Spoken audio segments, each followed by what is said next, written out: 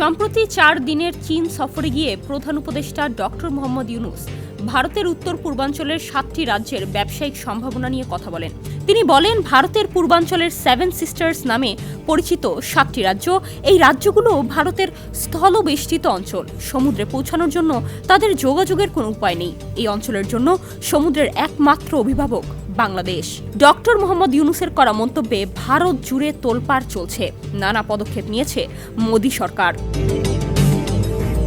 এরপর ঢাকায় অনুষ্ঠিত হয় বিশ্বের বিভিন্ন প্রান্তের বিনিয়োগকারীদের নিয়ে একটি সম্মেলন।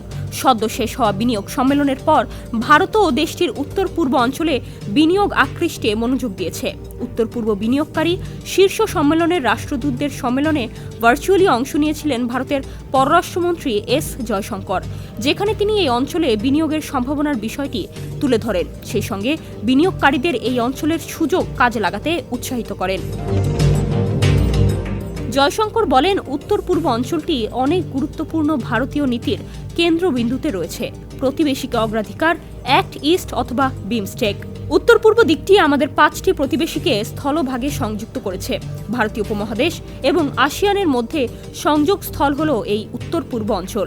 আমাদের সাম্প্রতিক অনেক উদ্যোগই নিকটবর্তী প্রতিবেশীদের সঙ্গে জড়িত, যা এই অঞ্চল থেকেই উদ্ভূত। আমরা দীর্ঘস্থায়ী চ্যালেঞ্জগুলি মোকাবিলা করার চেষ্টা করছি, যার মধ্যে কিছু আমাদের অতীত ইতিহাস থেকে উদ্ভূত। মূলত চীন সফরে উত্তর পূর্ব ভারতের 7 রাজ্য নিয়ে ডক্টর ইউনূসের মন্তব্যের পরই নড়ে চড়ে বসেছে ভারত। এই রাজ্যটির নিরাপত্তা ব্যবস্থা জোরদার করা সহ অঞ্চলটিতে অর্থনৈতিক গতি আনতেও কাজ করছে দেশটি।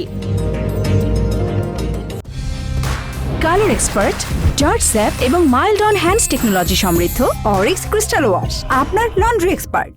এদিকে ঢাকায় অনুষ্ঠিত বিনিয়োগ সম্মেলন চলাকালীন বাংলাদেশকে দেয়া ট্রান্সশিপমেন্ট সুবিধা বাতিল করে ভারত। তবে ছেড়ে কথা বলেনি ঢাকাও। ভারতের ট্রান্সশিপমেন্ট বাতিলকে বরং সুযোগ হিসেবে দেখছে বাংলাদেশ। সেই সঙ্গে ভারত থেকে সুতা সহ কয়েকটি পণ্য আমদানি স্থগিত করেছে বাংলাদেশ। এছাড়া ভারতের ওপর নির্ভরশীলতা থেকে বেরিয়ে আসতে ঢাকা আন্তর্জাতিক ও চট্টগ্রাম আন্তর্জাতিক বিমানবন্দরে সুযোগ সুবিধা বাড়ানোর উদ্যোগ নিয়েছে বাংলাদেশ। ডেস্ক রিপোর্ট, সমকাল।